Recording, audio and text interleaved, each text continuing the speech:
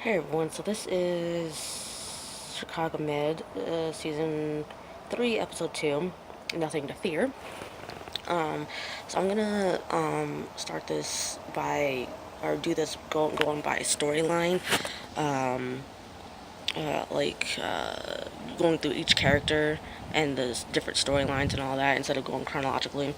So it starts off with, so I'm gonna do Rhodes since he technically started off with the episode. He has this patient, Jerry Willis, who's 54, who he put in a valve um, in his heart to help him out, help his heart out. Um, and he did this like 2 weeks beforehand. So he's coming in with symptoms. He's coming in with shortness of breath and a fast heartbeat. And this started a few days after the surgery that Rhodes initially did. So they eventually find out that the valve is leaking.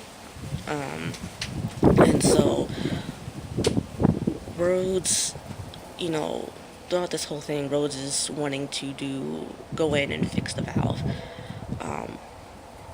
Latham says he doesn't want to because it's risky. And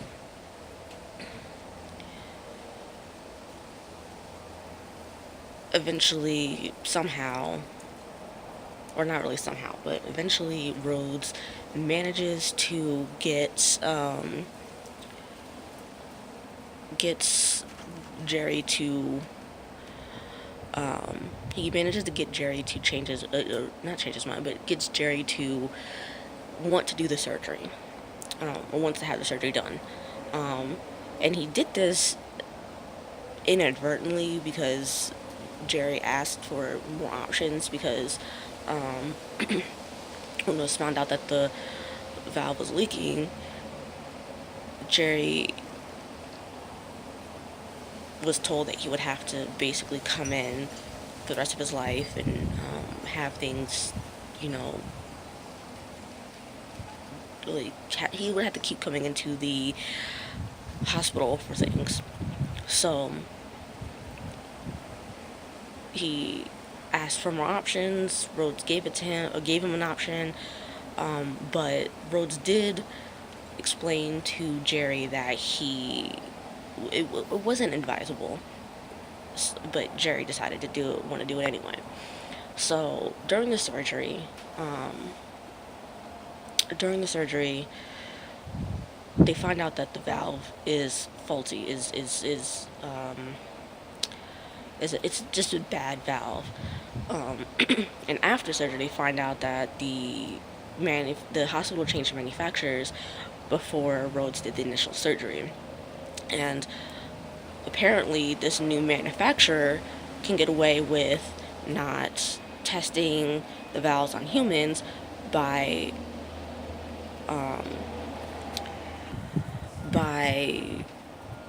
testing it some other way to prove that this valve is just as good as the old valve. So that's how they got the faulty valve, basically, because it wasn't tested properly. And throughout this whole storyline, Rose has to deal with Robin, who ends up burning the brisket that she was trying to make the night before.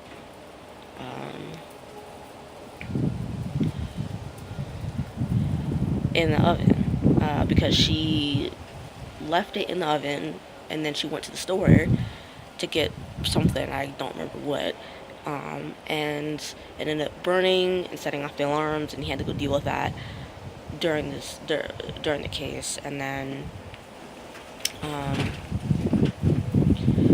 so basically that she had to deal with that. And then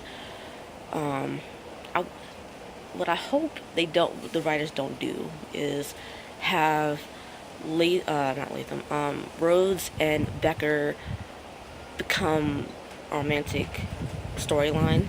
Like, eventually, because I don't want them to write Robin to the point where Rhodes is tired of having to deal with a sick girlfriend all the time. And then ultimately have that end up driving him to Becker, or whatever. I hope they don't do that. And I just hope that they don't make them, you know,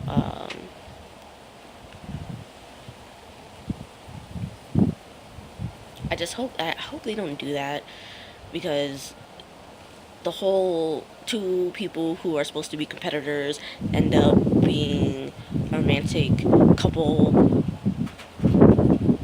I mean, it's so played out and it's just annoying now, and I just don't want that to happen. And because Becca's getting on my nerves, she's getting on my damn nerves, every last one of them. So I hope that that does not happen. So the next storyline that we see after Rhodes initially is April and Choi. They're getting on in the supply closet, or basically they're making out in the supply closet, and then he gets paged.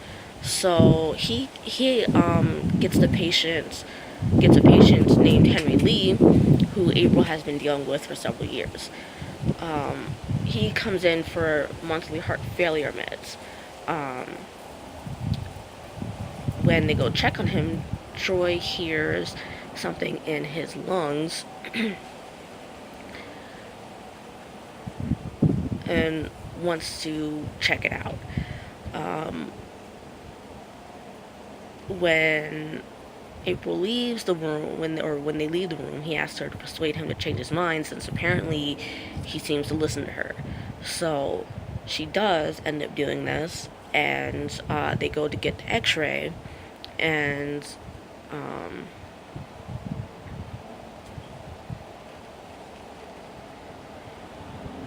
they find out there's fluid around his lungs. It's a small amount, but Troy wants it to get removed, and ultimately tested, to make sure that it's nothing.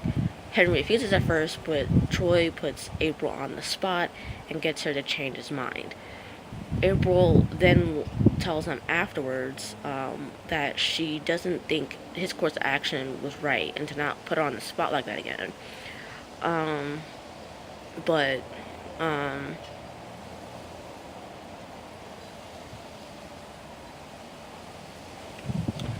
But then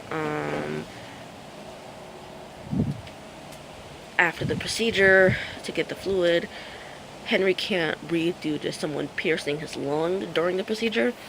So now he's upset because all he wanted was to get medicine, get his heart failure medicine. And now he's going to have to stay in the hospital for several days because of it. So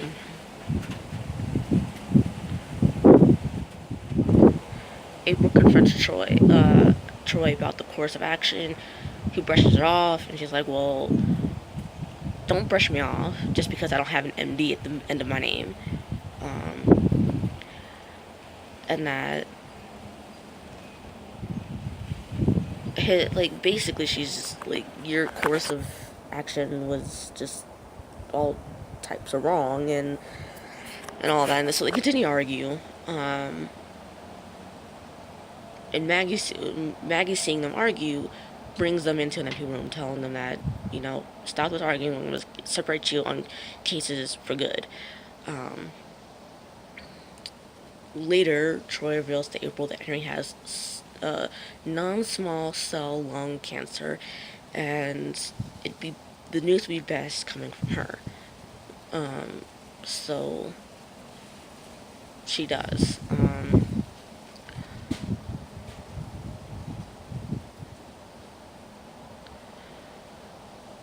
At the end of the episode, April goes up to Troy to apologize. He apologizes back.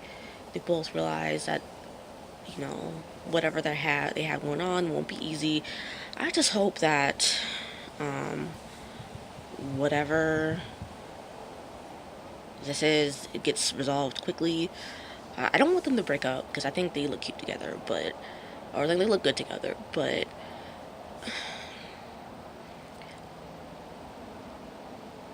I understand why April is upset. I can understand why she's upset.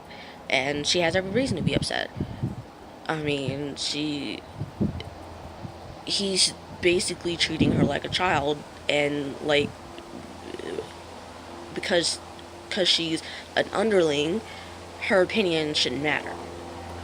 Um, so yeah, I can understand why she's upset. I mean, yeah, he was he had suspicions, and he should, you know, he should be concerned. Like, he should investigate, but don't treat someone like an underling just because you happen to have an MD at the end of your name. Like, they're not just because a nurse is a nurse doesn't mean that their opinion isn't valid. They get just as much schooling as you, if not more. So, and they treat and see the patient a lot more often than you do. So, or at least they deal with the patient a lot more often than you do. So anyway, I just hope that it gets, resolved soon. The third storyline that we see throughout the episode is Dr. Charles and Reese. Um,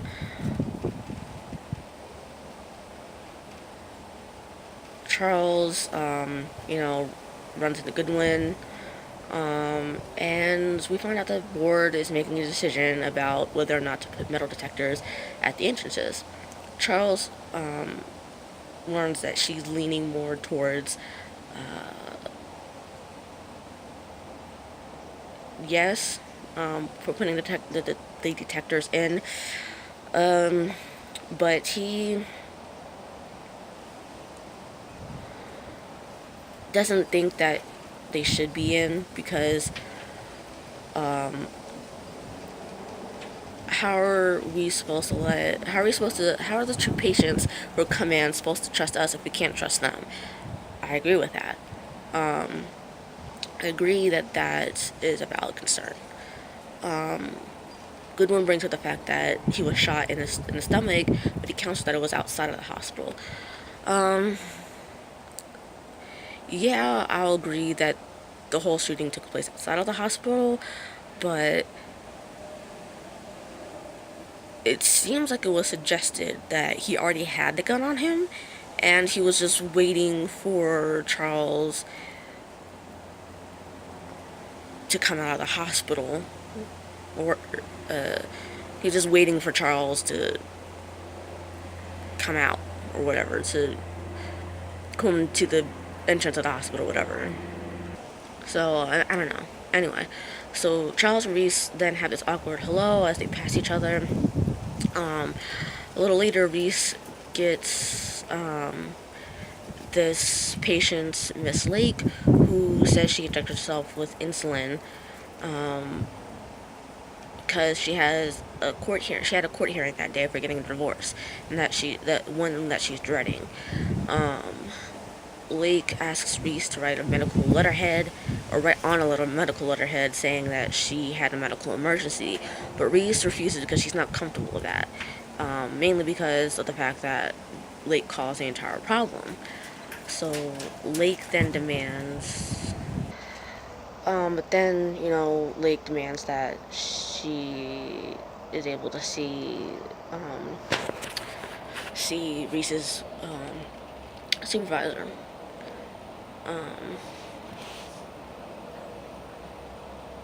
So,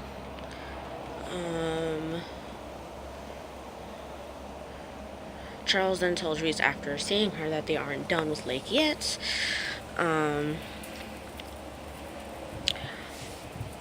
But Reese feels like Lake is just trying to play the system. Charles says, well, that is very true. They still need to get why she's doing this behavior. Like, behind the real root of why she's doing this behavior. Because I guess it didn't really start here. So, Um, so we then see Reese telling Lake that she avoids conflict as a way to protect herself. And afterwards, Reese tells Charles, thank you for making me stick with Lake because she realizes she was wrong. Reese then finds that her prescription pad is missing, and she realizes that Lake took it when Lake stood up and hugged her and pickpocketed the pad out of her pocket. So she finds it in her purse, but Lake claims that Reese assaulted her and put the pad in her purse. So Charles then goes up to Reese a little bit later, outside, asking Reese what happened. So Reese is like, well, Lake stole my pad and she has been lying and manipulating since she got here. Charles says, well, patients need our help. Patients need to help people, or they need to help people like patients, people like her, because she has a mental illness, even though she is most likely a sociopath. Reese believes it's people like Charles who let her get away with their behavior, just like he did with the guy who shot him. So,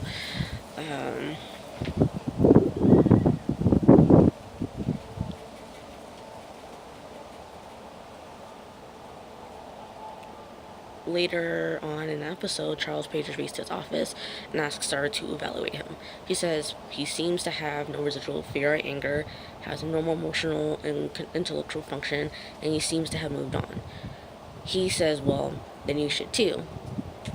You should move on too, because he feels like she is stuck on the fact that someone shot him, and that now she's living in fear. He further says that the majority of people are harmless, and that's why she needs to move on. But the thing is, that doesn't excuse Lake from taking Reese's prescription pad.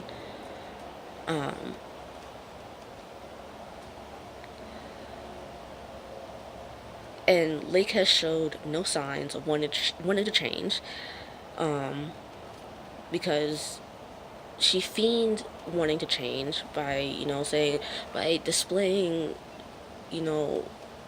outward signs of, of clarity and, and stuff like that. She feigned those emotions, making it seem like, oh, this is why this is happening, and Reese is, had this breakthrough with me and all that. So she feigned all that. So,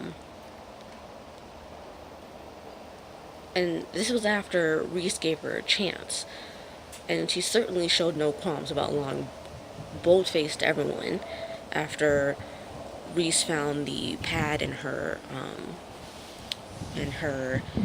purse. So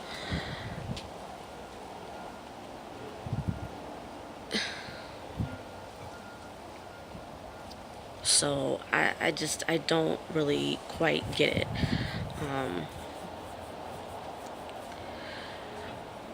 Later on, after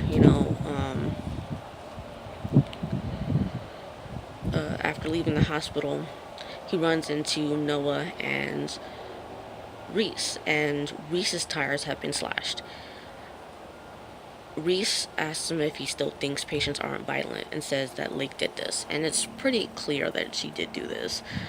So I'll get to the last conversation that Charles and Goodwin had at the end of the episode, after I go through Natalie and Will's patient.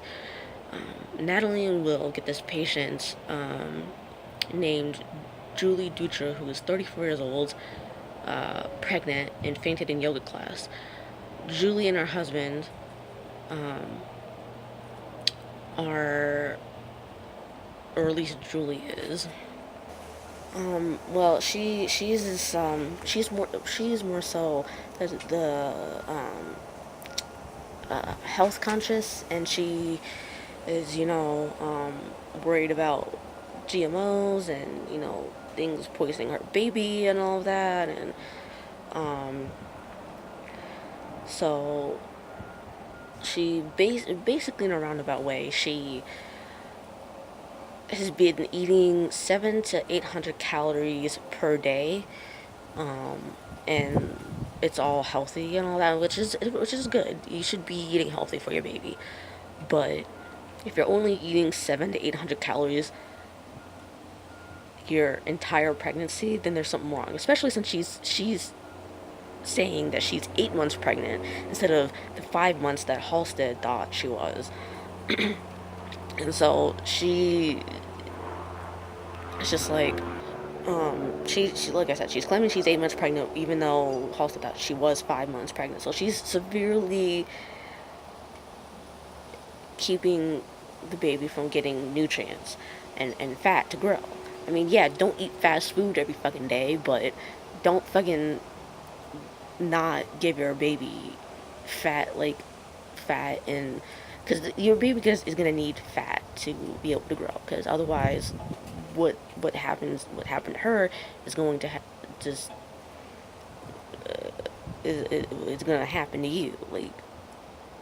So, I mean, you're gonna need to give your baby nutrients, and fat is one of them. I mean, obviously, like I said, don't eat fast food every single day. You don't need to eat fast food every single day, but you're gonna need to eat, like some meat that has protein and fat in it, and you're gonna need to eat something with vitamins in it. I mean, just so Halstead and Manning. So Halstead and Manning, get her labs, release the labs back. Is anemic and has vitamin deficiencies, which are signs of early kidney failure. However, there is no family history of kidney failure. So they go in, ask her if she has Crohn's or ulcerative colitis, but she says she doesn't and has leaky gut. We basically just, long story short, we find out she's basically this, we find out from her husband that she has anxiety and control issues. And it got dialed up to like an 11 by the time that she found out she was pregnant, and all that. And so Will and Natalie are trying to find a way to get her to, think of her baby. And I mean, well, she's thinking of her baby, but she's doing it in a way that is hurting her baby, not actually helping the baby. So Manning and Halstead are trying to go to Goodwin, get her to override Julie's wishes, but Goodwin's like, can't do that because she's showing no signs of being mentally incompetent. She's being clear-headed and all of that. Goodwin does offer, though, that she can try to get an emergency ethics committee to find grounds to override her decisions. But it will take time. Eventually, we find out that the committee refused to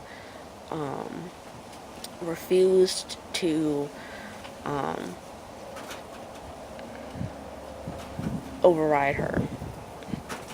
Excuse me.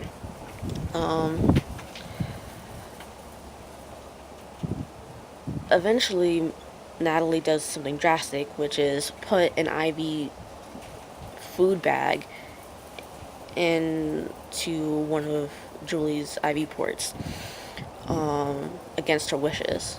And so her husband manages to convince Julie not to press charges against Manning while at the hospital. Manning goes in, says she's sorry, and tells Julie that once she had her son, she had this irrational fear of heights, even though before she had her son, she would love going on Ferris wheels and, roller coasters and all that. And she tells Julie that her fears are overshadowing what should actually be done for her baby. Then Julie's heartbeat gets to look too high because Julie came in with an arrhythmia, basically a fast heartbeat, and is now getting too high, and her baby's heartbeat is getting too low because of the stress. So Manning is like, well, your baby's in real danger. I'm going to need to do an emergency C-section, which Julie eventually consents to. After the C-section, Julie is looking at her baby through the NICU glass, is told he is being given fats and carbs because he needs them to grow, basically. So at the end of the episode, Charles and Goodwin bump it on each other on the way out, and she reveals she changed her mind about the metal detectors because of what she saw with Julie, and wonders how patients will trust them if they don't trust the patients first. So it looks like tomorrow night's episode deals with Becker and Rhodes, and how they're dealing with the patients that their patient they're working as a team on, and she's saying, well, if this doesn't work out, I'm going to put the blame on him. I really just don't want them to end up together because there's this old age fucking thing about how if a person is mean to you, that must mean they fucking like you or some shit. It's mainly used for if a boy was, mean to a girl, like he liked her or whatever, some shit like that. And it could be said for girls as well. Like, if a girl likes a guy, and she's mean to him, like, that it's because she likes him or whatever. I just hope that, they don't do that where, like, she likes him, and so therefore she's mean to him whenever she fucking gets. I just hope they don't do that, and they put them together for that fucking reason alone. I just hope they don't. I really hope they don't.